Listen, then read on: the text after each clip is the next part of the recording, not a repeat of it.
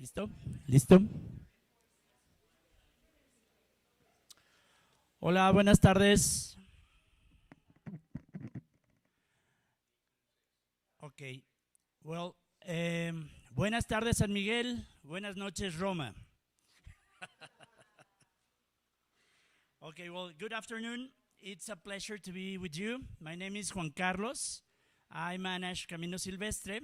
Right now, Jim and Alfredo, they're not here in San Miguel. Finally, they're taking some days off. So hopefully they can see us and everything works fine here. So let's see. Well, in behalf of Alfredo, Jim, the staff, we want to thank you for being with us today. It's really hot, but thank you for being with us. We're going to try to have every other week our salon as regular, and we will try to have advance of what we're having in the following salon, okay? Well, for our presentation today, the water Hyacinths in the Presa Allende, a symptom of our neglect. The Presa Allende is an extraordinary asset to San Miguel de Allende, providing essential habitat for native and migratory birds, livelihoods for local fishermen, and unique recreational opportunities for residents and visitors. Since last October, the municipal government has been grappling with the infestation of water hyacinth, sorry. I was practicing that, but thank you. Hyacinth. Actually, Lírio Acuático. A ver, try it. In the Presa and its threat to the ecology of the Presa, which not only affect birds and all aquatic life, but human health and welfare. In this talk, April Gaydos, president of Audubon de Mexico AC, will describe what has caused this invasion to take place and why has grown to such significant proportions in such a short time. She will also discuss the steps that are currently being taken to control the water hyacinth and what it will take to address this plague in the short term and the larger urgent goal of improving water quality and the ecological conditions of this lake environment and our larger watershed. She will also talk about the rescue the Presa Ignacio Allende campaign, which Audubon helped to form, with a citizen response to the water hyacinth invasion and the importance of the informed and engaged citizenry. That's a new one for me. So thank you, welcome. I leave you with April. Thank you.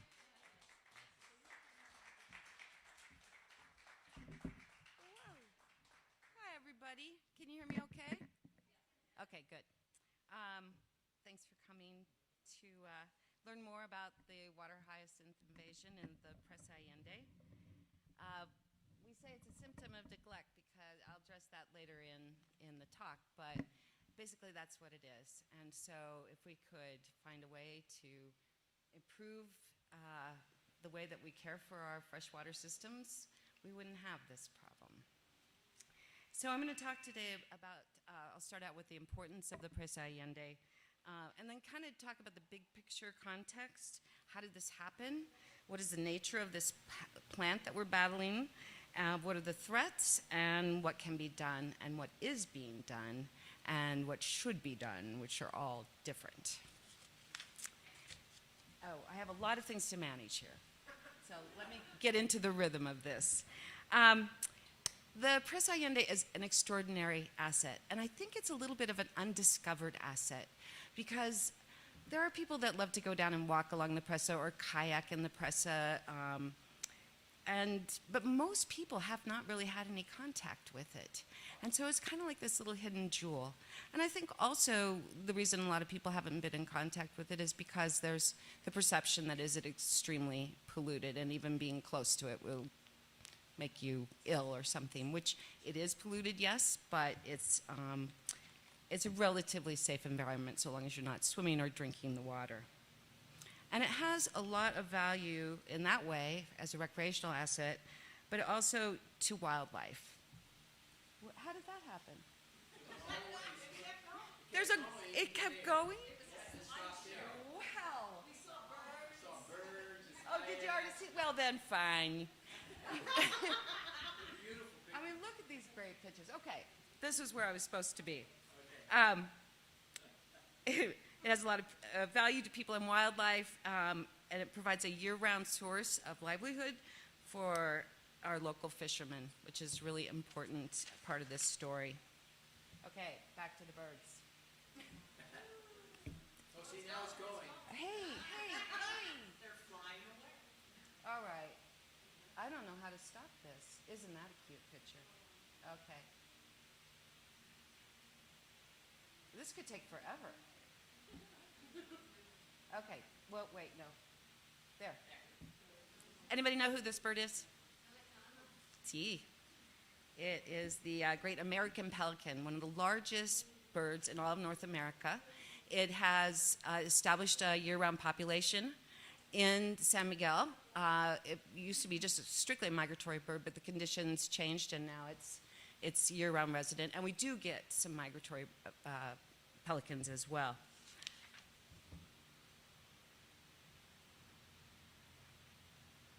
Okay. Also, look at... All right. Guys. No, say. Maybe I'll use my mouse. Okay. But every time I hit it, that's when it does it. Maybe I can just tell it. It's a great show. Move. Okay. But it's the same old pictures over and over again. Anyway, wading birds. So the pelicans, the ducks, the cormorants, those kinds of birds live in the water. That's where their habitat is, unless they're sleeping and then they're on the shore. The wading birds, like this wood stork here, which doesn't it look prehistoric? Amazing bird. Ibis, herons, and shorebirds wade along into the water at the shallow parts, and also we have a variety of shorebirds along the shoreline hunting for food. Okay. All right, down. All right, that's fine. We'll just go there. And they, oh, right. I have never, ever had this problem. Stop right there. Okay, maybe it's a connection problem. It stays there. This is where it likes to be? Yeah. Oh, well, how interesting is that? Well, what you missed, or what you saw quickly go by, was that the roseate spoonbills, that a lot of our birds hang out in the trees in the riparian area of the Rio Laja. When the water is really high, which that picture was showing,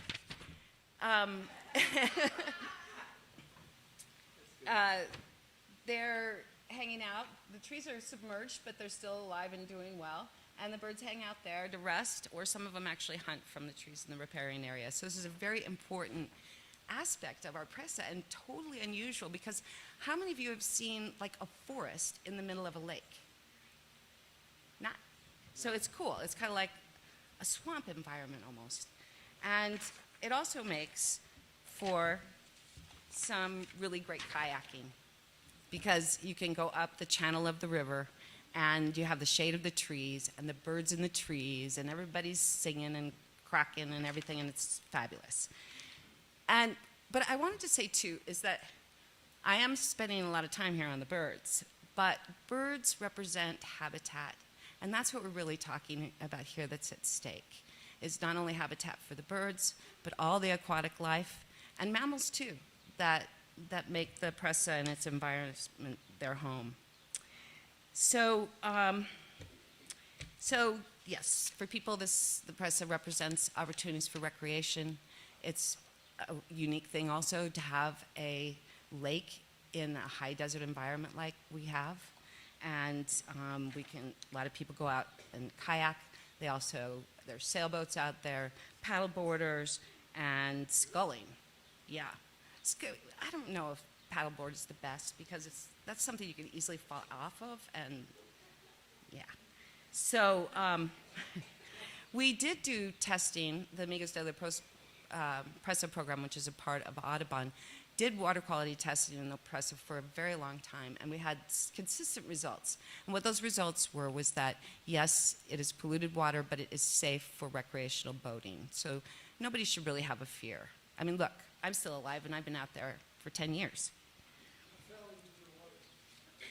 And even though it is polluted, you did? Yeah? And you're still alive. You still have a few skin problems, but yeah. But even though it has its problems, it still should be treated like a precious resource and an asset to our community. And now,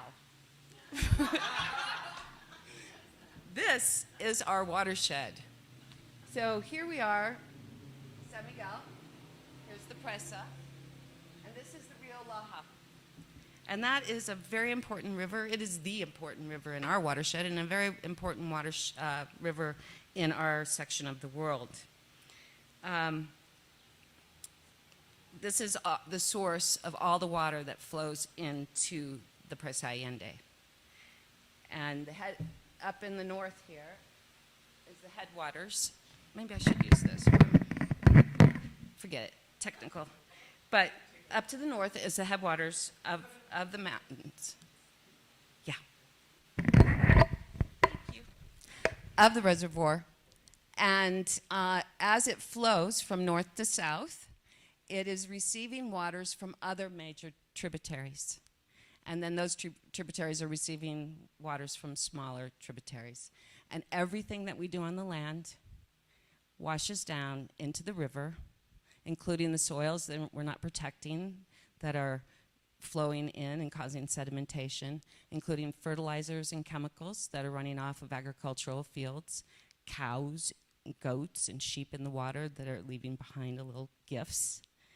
And so truly, the Presa Allende is symbolic. I mean, it is a visual, it's not even symbolic, it is a visual representation of all the things that are going wrong in our watershed and in the way that we manage our water. Okay. Just another little fun fact. Our watershed is part of a larger watershed. It's called the Lerma Chapala, because our water flows through our watershed here, down through Celaya, meets up with the Rio Lerma, and then flows all the way to Lake Chapala. Along the way, it's providing water for agriculture, industries, and eventually, when it reaches Lake Chapala, it is the source of household water for millions of people. It is one of the most populated watersheds, and it's one of the most polluted. And when I say watersheds, I really should say water, the river system. How far is it to Lake Chapala? Google that. A long way. It's 4 hours to drive. Okay, 4.5, 5, something like that. Yeah, it is a long way. So it's a big system. And then eventually that water leaves and goes, if it's lucky, it gets to the Pacific. So let's talk about the Presa Allende and the Rio Laja. It's an altered landscape, actually. It's a human-made reservoir, and it's caused by a dam that was built at the very far end, the south end, where the river used to cascade down into a deep canyon. And this is the area where we're going birding on Saturday. And the dam was built in 1964. It was completed in 1968. And the intent was to hold water back for the agricultural interests downstream and to prevent flooding in Celaya. I think it was 3 or 4 years ago, we had a huge flood in Celaya with the Toyota factory getting completely inundated, millions of dollars worth of damage. So as flood control, it's sort of working. But it is holding water back for a lot of farmers downstream. I don't know if you really want to know this, but it's a pretty large volume of water that's held back in this reservoir, like 630,000 gallons of water when it's at 6,630,000 gallons when it's at its capacity. Its maximum surface area, and I say it that way because it's prone to flooding. So the basin was intended to handle 26.2 square miles, or about 5,600 acres of surface.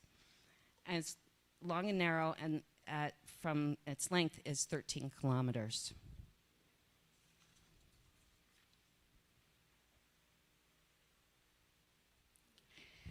So the formation of the reservoir changed life in San Miguel by creating a whole new ecological landscape and changing the way of life for many communities who had long lived along the Rio Laja. It went from river to reservoir, from a place where people lived and worked to a place no longer inhabitable for humans. And when it wasn't inhabitable for humans, it became a wonderful place for birds to live. And that's part of this story as well. And before the dam was built, these communities were mostly subsistent farmers, and a federal relocation program relocated all of these communities that were along the river up high onto higher ground. And some of them were given fishing boats, and they became the fishermen that we have today. And others became the brick makers. So it's very interesting how these kinds of programs change the dynamics in a community. But overall, the people who were relocated have adapted well. But again, they're part of this water hyacinth story. And this photo was taken when the water level was really low. It was probably in 2020, is what I'm thinking. And that's it's the remains of a church from one of the communities that no longer exists. And water level isn't that weird? It's not doing that anymore. It just did want to get to that watershed thing, maybe. Water level is a really important story in the water hyacinth infestation. In 2021, after 2 years of drought, and some might say excessive drawdown of the water in the reservoir in the spring of 2020, worried about flooding, so they let a lot of water go, and then we got no rain to speak of, and then we went a whole year without water, and we got very sporadic rains in the summer of 2021. But then, what happened? September happened, exactly. And we went from this is the north end of the Presa. This is the flood area. But I'm showing you this because I had before and after photos that really tell the story. So it's been like this, not blooming. This is in bloom now, but not blooming, but it's been like this for a couple of months. So within just like 5 months, we had completely socked in area, completely saturated with water hyacinth in the north, and a ton down by the dam, and other mats floating around in between. This is I call it the entrance to the Rio Laja, but only it's because of the way the river actually flows this way, but this is the way we can get into the water and go up kayaking. And the river is completely inundated with water hyacinth from the Presa all the way up to the Guanajuato Bridge. So it's not only in the Presa, it's in our river system as well.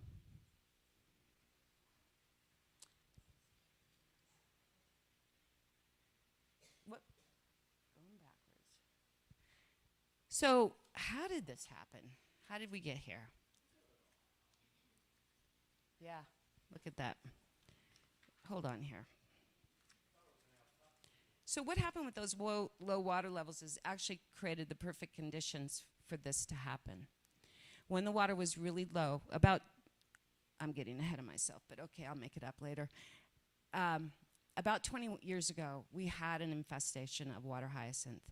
It was not as profound as what we're experiencing right now, but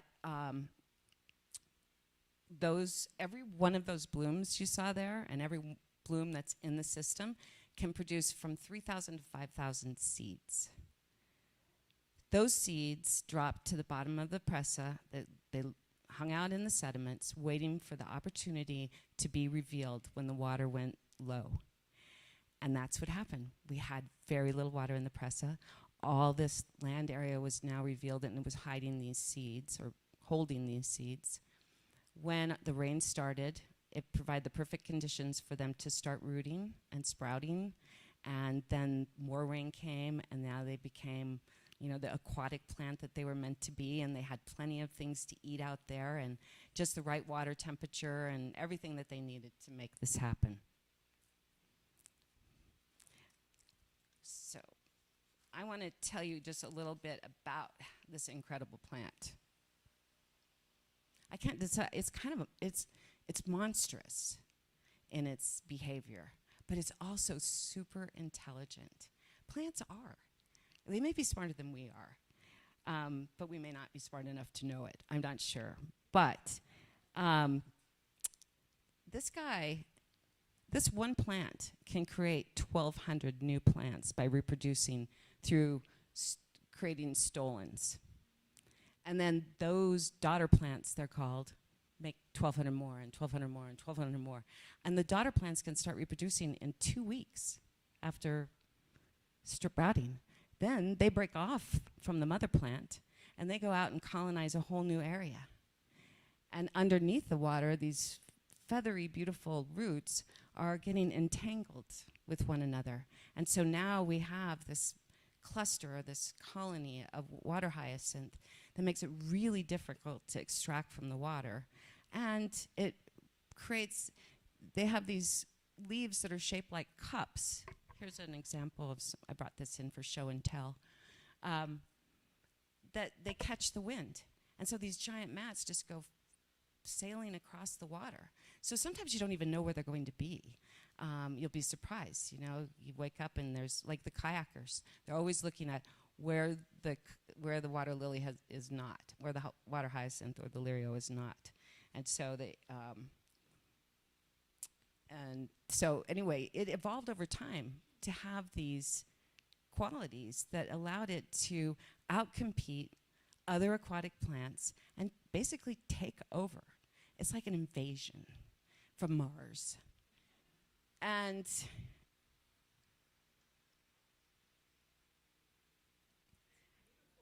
it's so beautiful, and that's why it's here.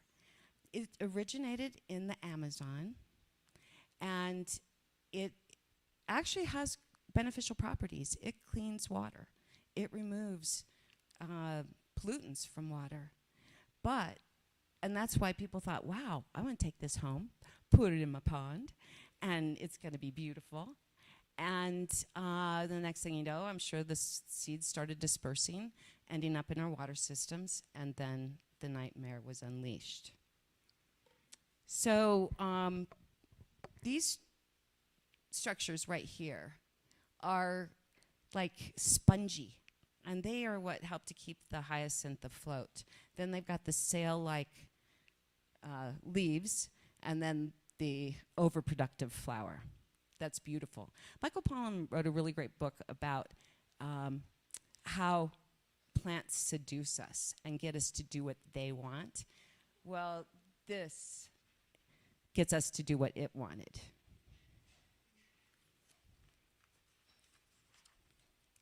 Okay, so. Oh.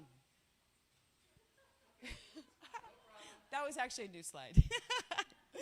I just want to make sure that, so this beautiful plant is classified as one of the world's most noxious weeds. And why is this? Well, I guess what I wanted to say was, what is the definition of a weed? A weed has abundant seed production. Can we check that off the list? Long-term survival of buried seed. Those seeds lasted for 20 years from the previous infestation.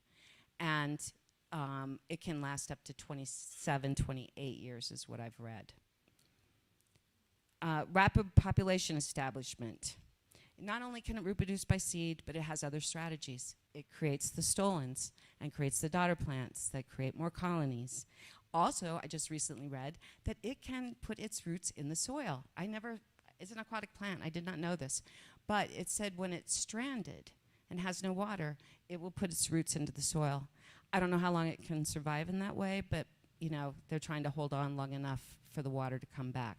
It's scary, almost.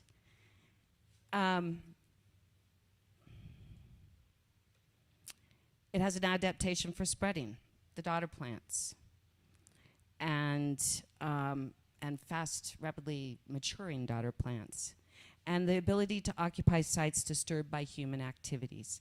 And that's something I've sort of alluded to in what we're going to talk about next. I talked about how, in fact, I think I got ahead of myself, how in our watershed, the Rio Laja is the receiver of all the waters that flow from the mountains down through all the streams and arroyos and carrying everything with it that is running off of the land and depositing it in the slow water of the Presa Allende, where it drops down into the water or is suspended in the water column for a long period of time. Most rivers, a natural river just flows on out and gets to the ocean. But with the intervention of the reservoir, it keeps it here with us. So, I'm not even on the right page. So agricultural chemicals, especially fertilizers, are one of the big deals. And there's a lot of chemicals used on our agricultural lands here. And manure, industrial waste, and especially untreated sewage that either flows, that doesn't make sense, untreated, that is intentionally deposited in the Presa Allende. And so this is what's causing it to grow and spread. And it's going to cost us a lot economically and ecologically. And it's going to take a lot of time to try to figure out how to get it under control, much less than continue to manage it, because like many, many places around the world that are dealing with this same problem, some places, we don't know how long it will take. Some places like Lake Victoria in Africa, it's been 20 years, and they're still not on top of it. But that's also good for us in a way that we can learn from all the things that they have tried and done. So that's why we call this the water hyacinth a symptom of our neglect. It's basically we are feeding it and providing the conditions for its invasion. Okay, I already talked about this. I called it the lurking storm of the seeds. So most people, like I said, don't really, what? Did it do it again? Okay. Don't really come close into contact with the Presa.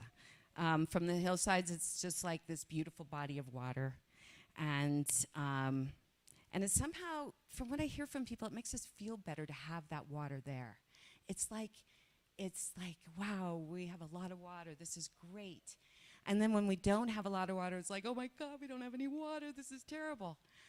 But that water is not ours. So whose water is it?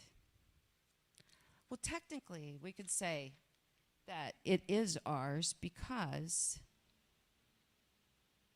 it is the nation's water. Mexico owns, basically owns all the water in our country. And they manage it for people and for natural systems. CONAGUA is the federal agency that's responsible for managing our water, for allocating water rights and water use. And the Presa waters, we have no rights to that water legally. It all belongs downstream. And those permits are managed by CONAGUA. They are to ensure that water resources will not be exploited, to ensure that our water systems and our ecosystems are sustainable, and that we don't over-extract, that we actually use some judicious behavior in managing our water, which is not happening. But that is their responsibility. And they're also responsible for the environmental laws of enforcing the environmental laws of our nation. And their parent is the Federal Ministry of the Environment and Natural Resources, Seminart, who is responsible for the legal applying, what do I want to say? For following the law and making sure that our environment is safe and healthy for people and wildlife. One of the things that Conagua is also responsible for is enforcement. Enforcement of when we don't have, like when we're putting our sewage in the Presa, we're over our allocated amount that we can be putting in there, but there doesn't seem to be any enforcement to make San Miguel clean up our act. Speaking of San Miguel, we are responsible. The way that that law goes is that our city, and they created a water agency called SEPASMA, is to manage the delivery and the sanitation of our local water. How are they doing? And then the state also plays a role. They get involved with planning. They can provide some technical support. They can, and they're also responsible for environmental law implementation. So all of these are actors in protecting the people's rights to a healthy and clean environment and wildlife as well. But we have some great laws here, really good sound laws. We just don't enforce them. And I don't think there's, we just don't have the money at times. And there's also corruption in our system. And where isn't there? So,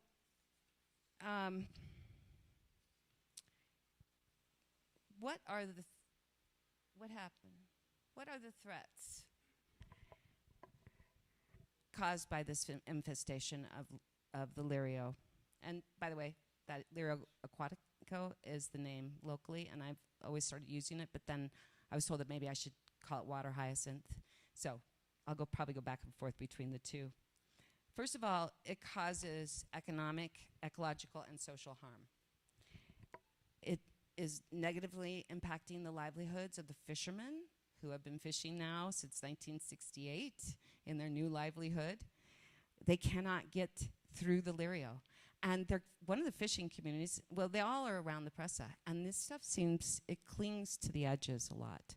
So, and it doesn't, even if they can get out there and set their nets, it's not a guarantee that they can get back to their boat because this Lírio moves around.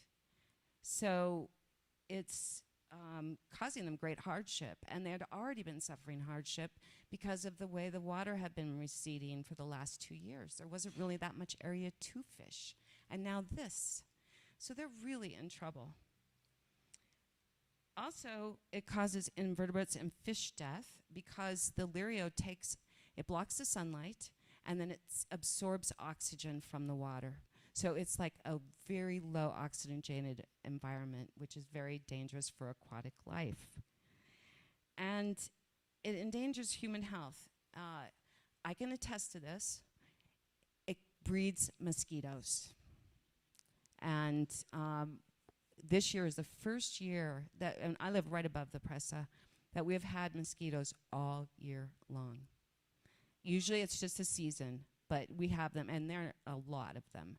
And along with mosquitoes, I'm thinking like dengue fever, and in other areas they've seen health implications, such as malaria, growing cases of malaria, and dengue fever, and all kinds of stuff I won't go into because it's gross. But mosquitoes, we know, are not really good for people. And they're also giants. Oh, no, never mind, I won't tell you that. Nothing. You're brave. Well, I have not seen this, but there are very large spiders out there. And I know you're going to come on Sunday So don't be scared, because excellent. Well, it'll be fun. We should look for them then. And it impedes recreational boating and the aesthetic enjoyment of the Presa. So the kayakers have, like I said, they're like always looking for where can they slip in. But the danger is that they might get out on the water and then a bunch of Lírio moves in and they can't get back. Or they have to take a long time to find another route. Or, Jean-Paul, didn't you try to like move through it? And what was the result?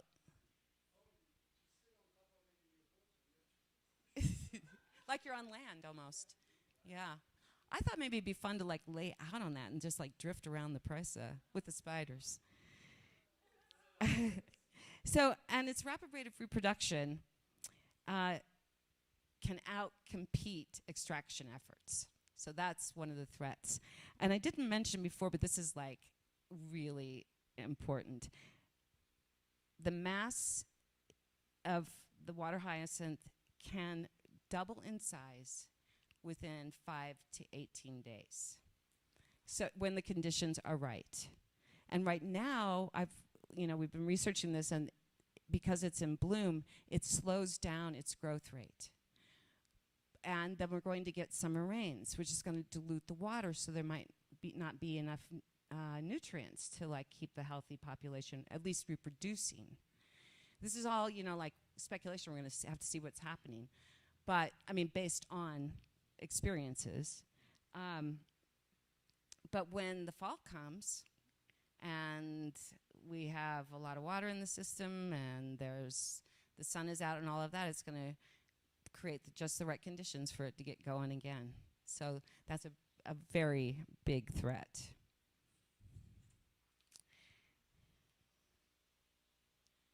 And probably the greatest threat is that there may be no permanent solution.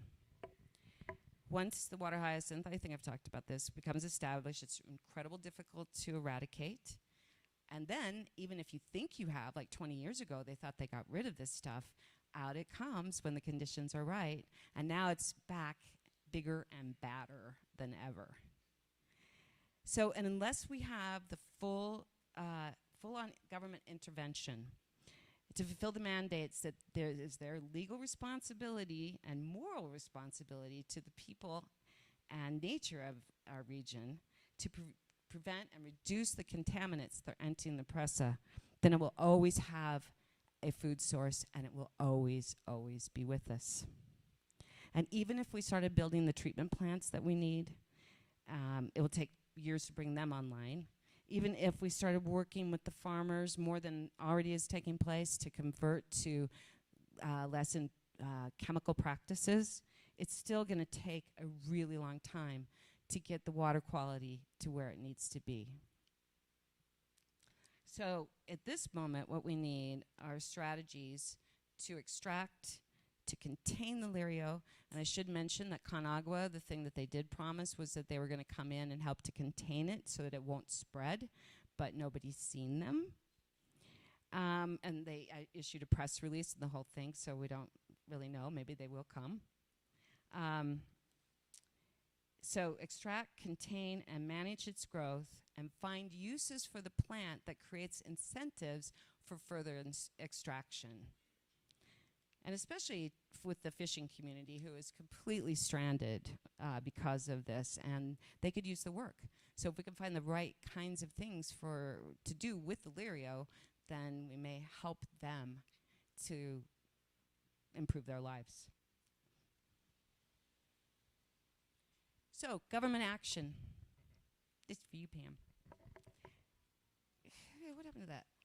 So so I know I'm going to tell the story out of order with the photos, but this is what it needs to say. But we met with the director of ecology, and he told us, yeah, we've been on this. He's new, right?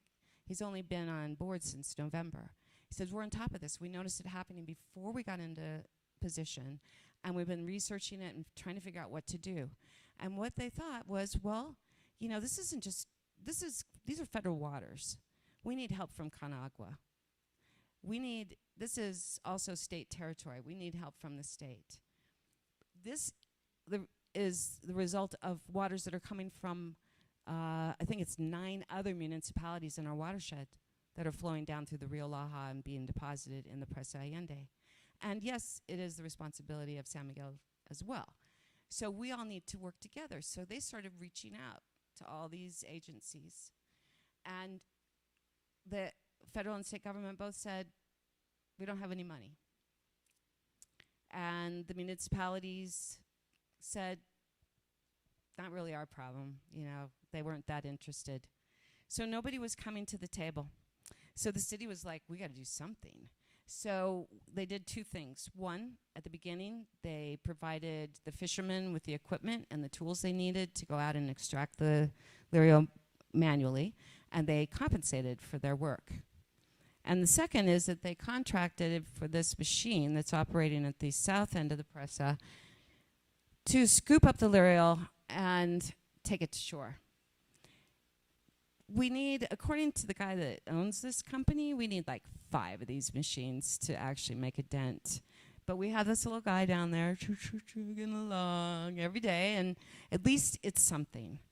And now the city is taking what they can of the Lírio that's on the shore to their composting facility near Parque Landeta, and they're experimenting with making compost from it.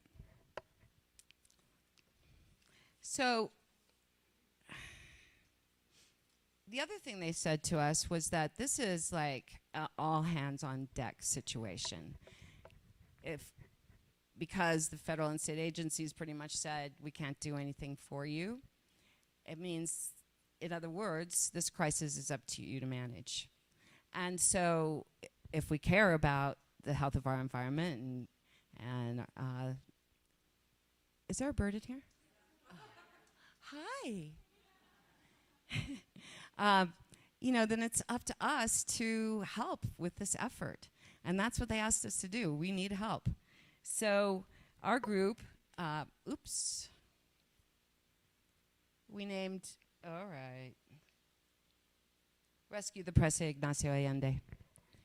And it's comprised of Audubon team, Amigos de la Presa team, Salvemos al Rio Laja, the Caminos de Agua, forgetting Rotary, we have a representative of Rotary, and individual citizens who have a relationship with the Presa and saw what was going on. And we reached out to different people, and we brought them to the table, and we decided that, I don't know, there was just synergy there. It was just great. And so we started this community action campaign. The first thing that we did is we knew that we needed to know more. And so we held a symposium on Zoom with a biologist, Dr. Alejandro Alva, who is a wetlands ecologist. And so he kind of filled us in on some of the details that we didn't understand about the Lírio, and also tried to convince us that this was an opportunity. Don't think of it as a crisis, think of it as an opportunity. And that was really great for our thinking, because we're living in strange times right now. We have climate change, we have desertification, we have a lot of things that are changing in our environment. And we're going to have to be ready to accept these kinds of changes and turn them into something that isn't a crisis or a threat. And so this is an opportunity for us to practice that, and I think a forewarning of what's to come. So I think it begs the participation of citizens and our government, but citizens can put pressure on government to do the right thing. And I can't see that government is actually doing the right thing all on their own. So not only are we an action-oriented group, but we're also have a mission to encourage government to do the right thing by cleaning up our waters.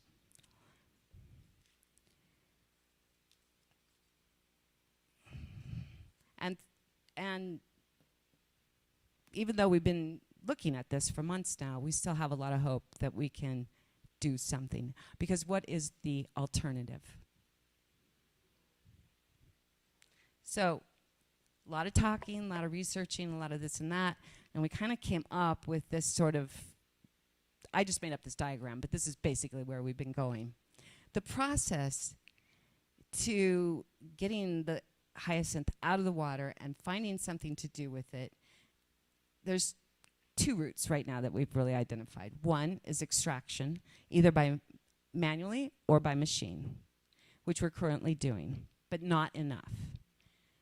Then you have to remove it because it can't sit on the shoreline. Because one of the things that happens with this stuff is that if it's on the shoreline and then floodwaters come in or something, rain or whatever, wind blows it back in, all of that dead and dying material sinks to the bottom, and the decomposers come in, and they start robbing more oxygen out of the soil because there's so much work to do, and they're just, doing their thing. So we have to find a place to put it. And then we have these options. We could grind, bag, and sell it on site where it is removed, as long as we have a place for it to dry. Or it can be transported by individuals who could use it as livestock feed, biofuel, bricks, or it could be trucked to a location where perhaps a compost facility is set up, or it can be ground, bagged, and sold at a different location. But these are very expensive propositions. Trucking this stuff and getting it into the truck, and then the truck takes it somewhere, even if it's not a very long distance, it really adds up. And over on the individual side, we'll just go this way. Okay, we'll get into these things a little later. But there's some viable things. We can't make purses out of it or weave furniture and some of the really cool stuff that we've seen on the web because we don't have the right type. It doesn't have the right composition and structure more than composition. But I'm sure that people are experimenting all the time with interesting things to do with the Lírio, and so we just have to be creative. So the second thing we did after some time was that we developed a plan, and we said, okay, we're gonna take the north end of the Presa, and we're gonna use it as a laboratory, and we're gonna have community action days, and where volunteers and the fishermen come out and remove the Lírio. This was on April 24th. We removed 135 tons of Lírio from the Presa. So if you think about that, it may be a small amount when it comes to how much is in there, but 135 pounds, I can't remember my numbers there, but it represented thousands and thousands of plants that no longer can produce daughter plants, and thousands of blooms that, plants that can no longer reduce seed. So in our opinion, every little step counts. By the way, we're having another action day on this Sunday at 8 a.m. out on the same place near Otomi. I love this quote. A weed is a plant whose virtue has not yet been discovered. So that's the way we have to start looking at this thing. So along with organizing the action days and meeting with the government and all the other things that we've been doing as research and such, we've been looking for testing out these ideas for end products. And really what's important to us too with end products is not bringing in a company from out of town to take this all away. Even that would be good. Actually, I changed my mind. That would be fine. But looking for solutions that benefit our local economy and our local people. So, I mentioned the grinding. There's a company in San Luis Potosí who creates these large industrial-sized mats that are booms, that are made with dried Lírio. So it's a fabric-covered thing that absorbs oil spills, chemical spills, and the like. And they also are experimenting with other products as well. And they're willing to buy the dried Lírio from us, but it has to be ground fairly fine, which requires equipment, and it has to be bagged. And then we have to accumulate 10 tons of dried before they'll come and get it. So we think that's all doable, but we just need to raise the money for the grinding machine. And we're thinking that we're still trying to decide what's the best machine. We know it needs to be modified. We're looking around 85,000 pesos, I think. And we want something that we can take, that can be taken to different communities and different areas of the presa, because we got to get that stuff off the edges of the presa. Composta. This could be something really great. I don't know, every week I say, I need compost for the garden, and then I'm like, where am I going to get it? And so if we could actually create a composting facility using the Lírio, it would be terrific. The only thing that we don't know is what's in the plant. But now we do, because we got the test result. We sent out the plant 3 weeks ago, specimens, to a lab that's a certified lab. So these are certified results. To find out what heavy metals might be lurking in the plant leaves and roots. And what we found out is that most of the metals that we tested for, lead, mercury, and chromium, all were within normal limits. But arsenic was really elevated. So now we need to see what that means. Now we know what to focus in on, and now we need to find the people that can help us interpret this and decide if it's safe to put on soil, especially soil that's growing vegetables, or feed these guys, which would be great. We were out doing a test, and Jean-Paul's going to talk about this in just a minute, but we were testing out if we could compact the Lírio when it was wet or when it was dry, and to be able to use that then to help the brick makers fuel their ovens. So this sheep did not like the wet Lírio, but it loved this dried Lírio, and it ate it all up. We're still working on this compaction problem because we didn't really quite get it. I thought that the dried Lírio could be used for mattresses. It's really cushy. So I don't know. I mean, Terry, you're a very creative mind. Think about it. What could it be done with that? So animal feed is a viable opportunity if it's safe for the animals. Then people can come and get as much as they want to feed their animals. It's not 100% nutrition, so it needs to be supplemented, but to imagine to have free food for your livestock is a pretty great thing. So I'm going to bring up Jean-Paul, who's going to talk. He's an Amigos de la Presa person, also leads the San Miguel hiking Sunday hikes. And he's been working with the brick makers on finding things to do with the Lírio in the making of bricks. You don't have to come up on the stage. Hello. Well, before I say anything about the bricks, I want to say something about April and Stella. These two women have been pretty amazing. I mean, I've seen a number of projects in 10 years, pretty much. We lived in San Miguel. But one thing I've never seen is a grouping as wide of people and different group as wide as you've put together. People working together like that, to me, that's one of the hardest things to do. So, hats off to you, April.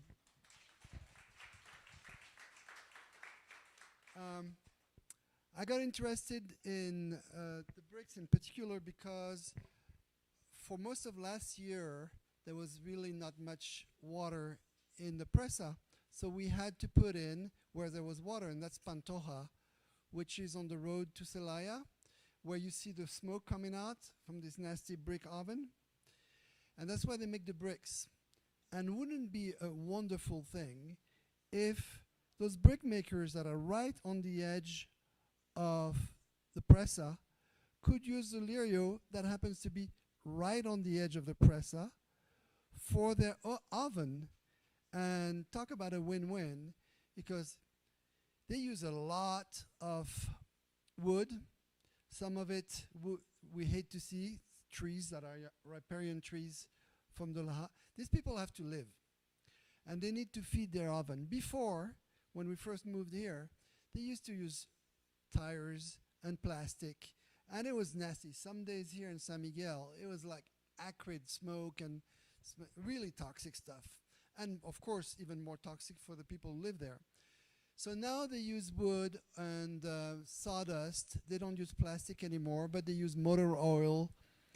So they could use Lírio not only to burn into their ovens, but also they use a mix of straw and sawdust and horse manure to mix with the earth to do their mix for doing the bricks. So we've been experimenting with them. First, we've been experimenting with just burning it. And it burns very well because it's all cellulose. Those little bubbles there in there, it's like cotton or fine fibers. The same stuff you make paper. Actually, you can make paper out of this. But the problem is it burns too fast.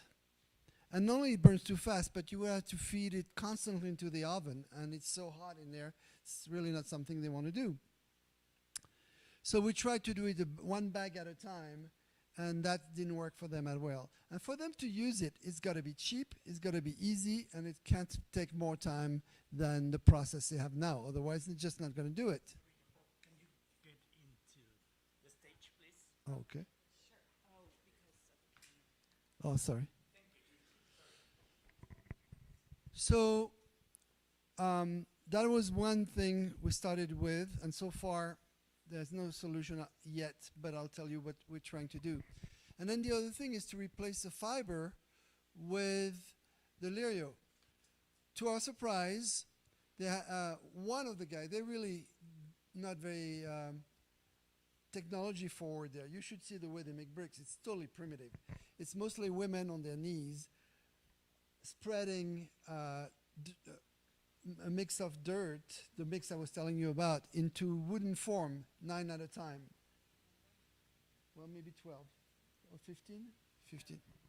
But anyway, and then they load it and let it dry in the sun, stack on the side, and then put it in the oven and burn it for several hours.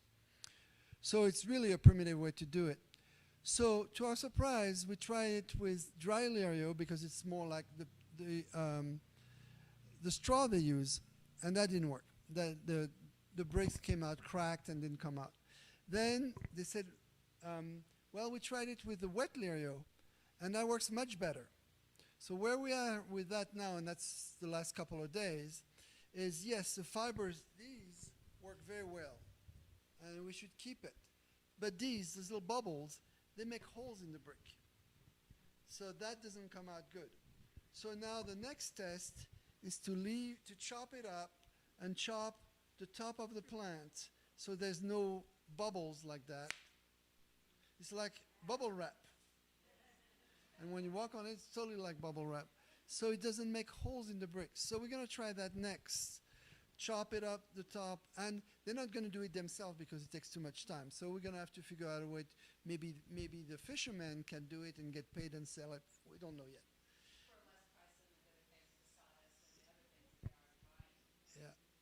So that is done with dry Lírio, and that is done with wet Lírio, and that comes out much better before it is actually burned.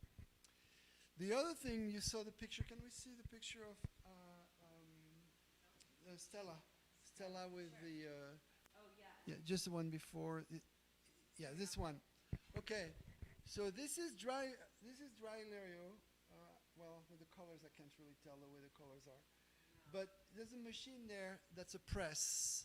And so we try to press it to make like, you know those fake logs that you buy? Yeah, they're totally toxic. But this wouldn't be. So we got to find the right mix. So far, it just bounces off. It doesn't stay together. But today, I went to the Carpintero to have a press made. So it can be mixed. It has to be chopped first, because so it's a process. And then mixed with something that binds it. Maybe it's going to be sawdust. Maybe it's even going to be motor oil. And I know it's like, no, motor oil, no. But that's what they're using now.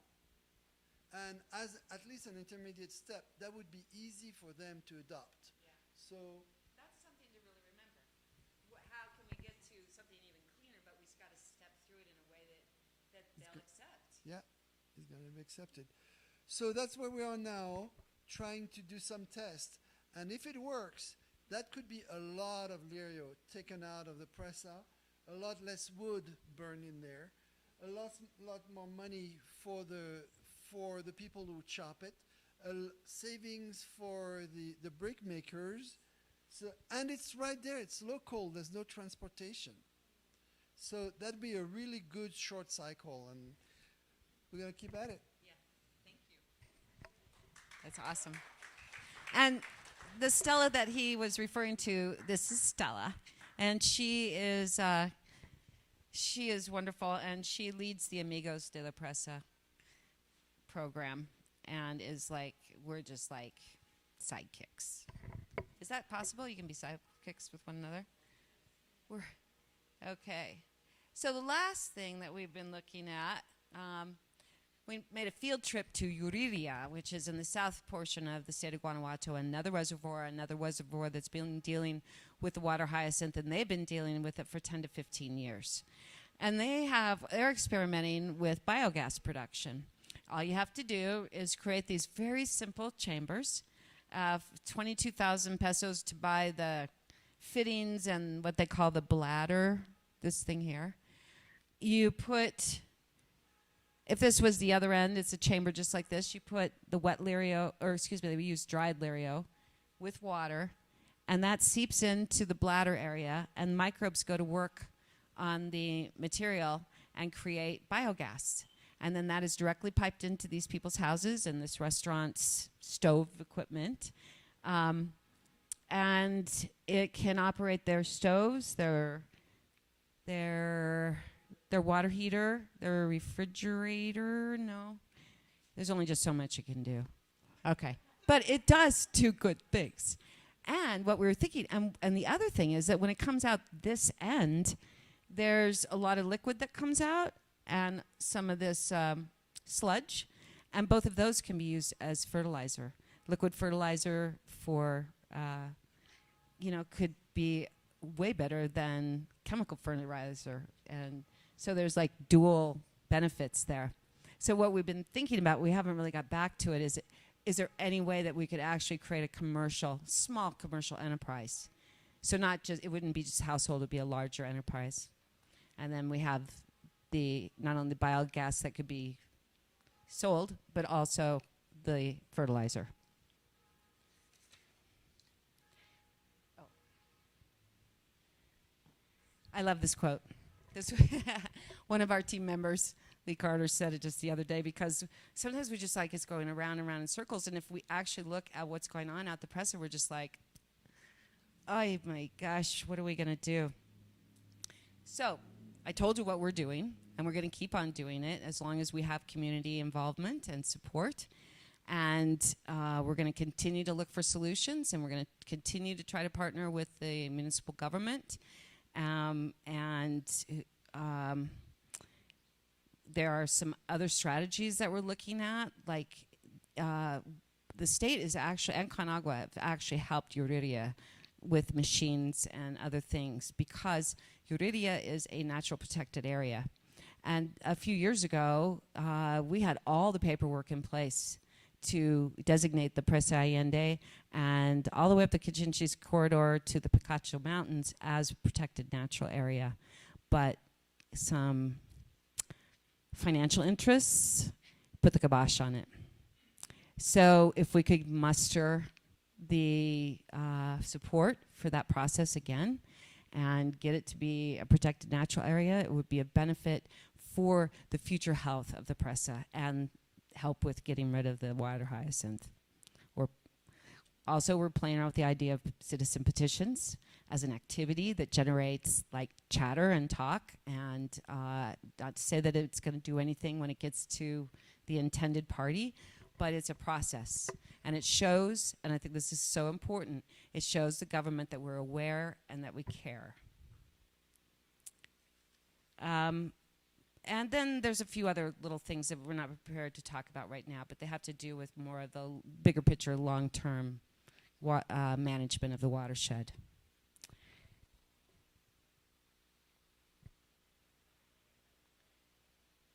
And lastly, the only thing that's going to be able to get us to where we need to go is money. And if the federal government isn't bringing money in and the state government isn't, and now the municipality is really not putting any money into this, I can't say that they're not still trying to investigate what to do, but they're not paying the fishermen any longer. And the contract will be up in November for the machine that's operating. We don't know if it'll continue because they don't really know if that's was the best way to spend their money in the first place. But at least they're doing something. And so to keep our organization working and helping to donate money to the fishermen so they can continue to volunteer to extract the Lírio. And we went and buy the grinder so that we can get that operation running. And we feel like if we could generate the money, we could donate half of the cost of the grinder to the community, and then they can pay us back for the other half. So it's a 50-50 split.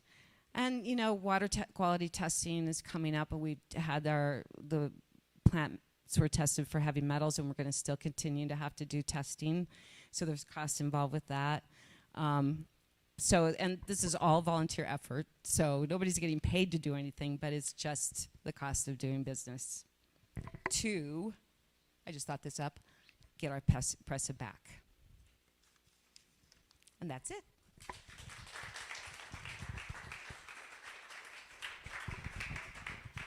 Well, How long? well, I don't know if you have questions for April. Or comments? One second. Because of the streaming, sorry. If we did do petitions, how many would we need, and where would they go? Signatures? Yes, and where would they be sent? As many as we could get, I think. You know, I have experience when I was living in California. Our city council made what some of us thought were like some really bad decisions for our mountainsides. And so we had the luck of having an initiative process there. We could challenge their decisions by the ballot. And we don't have that here, but the dialogue that took place just with the petition, we had to get signatures. That's what we'd hope to generate in this situation. Community awareness. Yes, and that. So, I think, I don't know, what could we get? 1,000, 2,000? I don't know. We'd have to probably talk to a marketing person, like what percent, if we had X amount of signatures, what would that represent as far as the population? Yes. And we probably would need a pretty broad representation of the population. And I don't think visitors really count. I think it has to be somebody who has a stakehold here in some way, lives here or owns a residence here or something like that, businesses. Well, you know, what's interesting, though, is that the tourism isn't at where it should be. I mean, we have all kinds of ecotourism possibilities here. But most people, I was reading this blog today, I can't tell you how I got there, but it was like, what to do in San Miguel. Shop, eat, you know, the usual. Stay at the hotel, go to the spa. They don't talk about going out kayaking or go hiking in the mountains or seeing the waterfall or the largest tree in the state and, you know, all the really great things that we have available here. So I'm not sure why our tourism department does not elevate that. But there's probably more money in weddings. And that's probably why. But we would love to see that shift to you know, at least a balance, right? Did I answer that question? Kind of? Okay. And then the wording on the petition, that's something that we have to, you know, figure out. One question. Are you encouraged by what's going on? Or where's your head? Well, honestly, I think we're all overwhelmed. It is such a big problem. But this is the only path, really, to start moving, continue some momentum.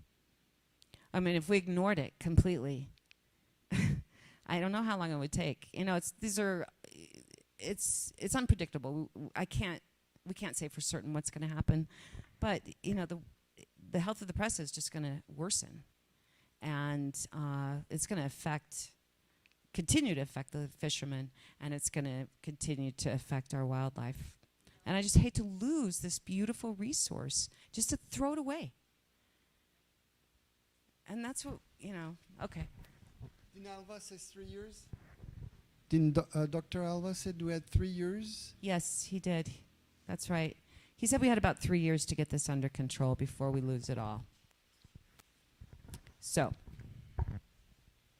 I'm going to try to get J.J. Alvarez, who's head of tourism, to get involved. Yes, he's the state director, correct? Yeah. Mm-hmm. Okay. You do that, Anne. That'd be great.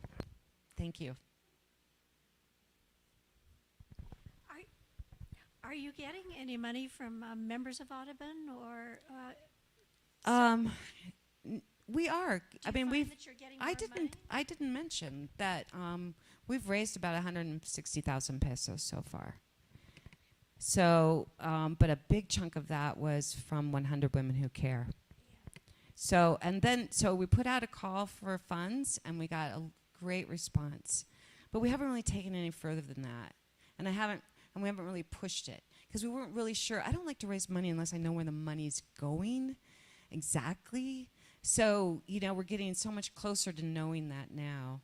And paying the fishermen. What the idea was, it's not paying them, it's donating to their cooperativa. Oh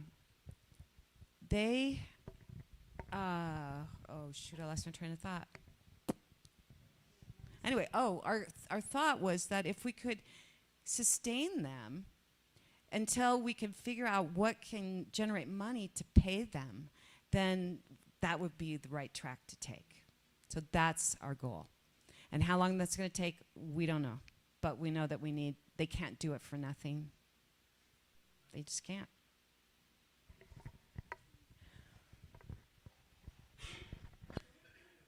Okay? All right? Whoa. Thank you all for coming today, my friends. Thank you, April. Thank you. Well, it's really something, this theme. So we would like to invite once again April to keep track of what's happening. And, well, of course, Jim and Alfredo, I'm talking on their behalf. I'm pretty sure they're trying to solve or try to help solving this problem through Camino Silvestre and with the staff. So hopefully we can do something. And I might add, hello, Jim and Alfredo. I don't know where the camera is. Just that right there looks like a click camera. Oh, okay. Anyway, after we had our first community cleanup, we had 135 tons of Lírio sitting on the shoreline, and it was close down to the water. And then that next Sunday, staff from Don Pedro came out and worked, and we needed space to put the new Lírio. So we hired a bulldozer using some of the funds to move the Lírio higher up on the shore. And when I mentioned I was looking for a bulldozer operator on our neighborhood chat, Alfredo and Jim are neighbors, and they were the first to say, we'll pay for half. And so basically, our neighborhood paid for almost all of the cost of the bulldozer. So would that be great if we could get San Antonio to pay for a month of Lírio removal or whatever? Maybe we could do a neighborhood challenge. I didn't think about that. So anyway, anybody that's out there with creative ideas, you're welcome to the fold. Okay? Sorry to interrupt. Don't worry. And well, for our next salon, we're going to keep talking about water.